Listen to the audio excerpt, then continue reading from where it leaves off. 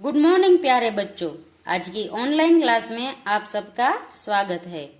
पिछले वीडियो में हमने सीखा था हिंदी कक्षा 8 का पाठ नंबर 9। पाठ का नाम था ममता और लेखक का नाम था जयशंकर प्रसाद। हमने इस पाठ में देखा कि ममता है वो एक विधवा है और चूड़ामणि की पुत्री है। चूड़ामणि है वो राज्य से दगा कर कर स्वर्ण हार लेके आए हैं, तो चूड़ामणि की पुत्री कहती है कि मैं ये न लूंगी, मैं राज्य से दगा न करूंगी। फिर दूसरे दिन है वो उसकी पिता की मृत्यु हो जाती है और ममता है वो वहां से भाग निकलती है। और कई साल बीत जाने पर शेरशाह से युद्ध करने के लिए जो व्यक्ति आया है वो वहां पनाह मांगता है क्योंकि वो घायल हुआ है। तो अतिथि धर्म का पालन करते हुए ममता उसे पनाह देती है और जाते जाते वो अतिथि कहता है कि यहाँ मैंने विश्राम किया है तो यहाँ एक घर बनवा देना। अब इस वीडियो में हम इसके आगे का पाठ सीखेंगे। चौसा के मुगल पठान युद्ध को बहुत दिन बीत गए। ममता अब 70 वर्ष की वृद्धा है। एक दिन वह अपनी झोपड़ी में पड़ी थी। शीतकाल का प्रभाव था। शीतकाल यारा ठंडक, ठंडी बहुत थी।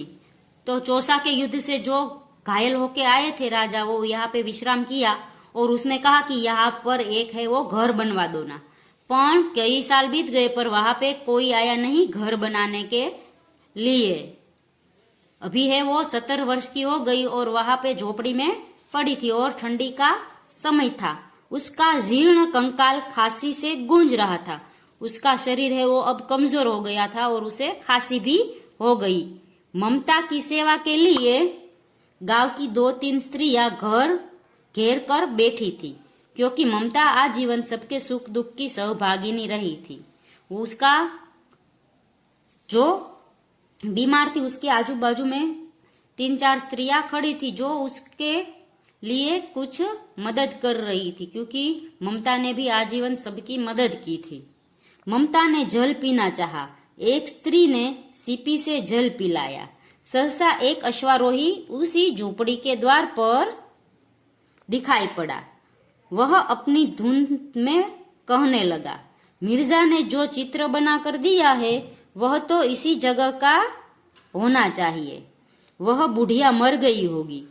अब किसी से पूछूं कि एक दिन शहनशाह हुमायूं किस छप्पर के नीचे बैठे थे। यह घटना भी तो 47 वर्ष से ऊपर की हुई, यानी 47 वर्ष के ऊपर की यह घटना है। और अभी मैं किससे पूछूं कि हमारे शहनशाह हुमायूं ने कहाँ पे आश्रय लिया था, क्योंकि इतने साल में है तो कई जगह बदल जाएगी। अभी मुझे नहीं पता कि हम शहनशाह ने कहा आश्रय लिया है, पर मिर्जा ने जो मुझे चित्र बताया था वो तो यही का चित्र दिखाई पड़ता है। ममता ने अपने विकल कानों से सुना। उसने पास की स्त्री से कहा, उसे बुलाओ। अश्वारोही पास आया। ममता ने रुक कर कहा, मैं नहीं जानती कि वह शहनशाह था या साधारण मुगल, पर एक दिन इसी झोपड़ी के नीचे वह रहा। मैंने सुना था कि वह मेरा घर बनवाने की आज्ञा दे चुका था।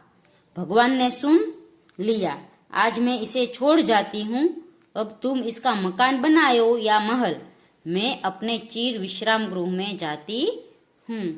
तो ममता कहती कि हाँ वो यही ठहरे थे, पर मुझे पता नहीं था वो शहनशाह था या कोई सैनिक था मुगल। पर उसने यहाँ पे मिर्जा को कहा था कि यहाँ पे एक घर बनवा देना, पर उसने तो कितने साल बीत गए पर कोई यहाँ घर बनाने नहीं आया। अब यहाँ पे तुम घर बनाने आए हो तो तुम्हें यदि मकान बनाना हो तो मकान बनाओ या महल बनाना हो तो महल बनाओ, क्योंकि अब है मैं चिर विश्राम गृह में जाती हूँ, यानी अभी मेरी उम्र है वो मरने वाली है। मैं अभी मरने वाली हूँ, इसलिए तुम्हें जो चाहे वो करो।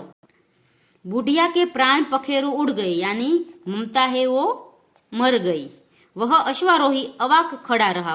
अश्वारोही है वो आश्चर्य से उसकी ओर देखता रहा। वह एक अष्टकोण मंदिर बना और उस पर शिलालेख लगाया गया।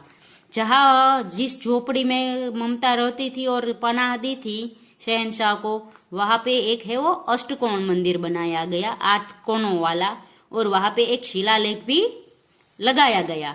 सातों देश के नरेश हुमायूं ने एक दिन यहाँ विश्राम किया था। उनके पुत्र अकबर ने उनकी स्मृति में यहाँ विशाल गगनचुंबी मंदिर बनवाया, पर इसमें ममता का कहीं नाम न था। तो ये अकबर ने बनाया था अपने पिता की स्मृति में, क्योंकि पिता थे वो 7 देशों के नरेश राजा थे, और यहाँ पे उसने एक दिन विश्राम किया था, इसलिए उसने उसकी याद में यहाँ पे एक गगनचुंबी मंदिर बनाया है। पर उसमें ममता का नाम नहीं था कि मेरे पिताजी को ममता ने यहाँ विश्राम दिया है, उसने उसके अतिथि सम्मान का पालन किया, अतिथि धर्म का पालन किया और उसको पनाह दी, ऐसा यहाँ शिलालेख में कुछ भी नहीं लिखा था, ममता का नाम भी नहीं था। तो बच्चों यहाँ पर है वो पाठ खत्म होता है। इस पाठ में हमने सीखा कि कैसे ममता है वो अपने अतिथि धर्म का पालन करती है। घर आए दुश्मन को भी हमें है वो उसकी आगता स्वागता करनी चाहिए, ऐसा हमारा धर्म कहता है कि अतिथि देवो भव, अतिथि है वो देव के समान होता है। पर ऐसा ममता है जो ब्राह्मण थी वो भी ऐसा मानती थी, इसलिए उसने हुमायूं को अपने पनाह दी, क्योंकि उसे पता था कि मुगलों ने है वो उसके पिता को मारा था, शेरशाह सूरी ने उसके पिता को मारा था, ये सब उसे पता होता है, और वो थोड़ी देर डरती भी है, फिर भी वह है वो अपने अतिथि धर्म का पालन नहीं छोड़ती।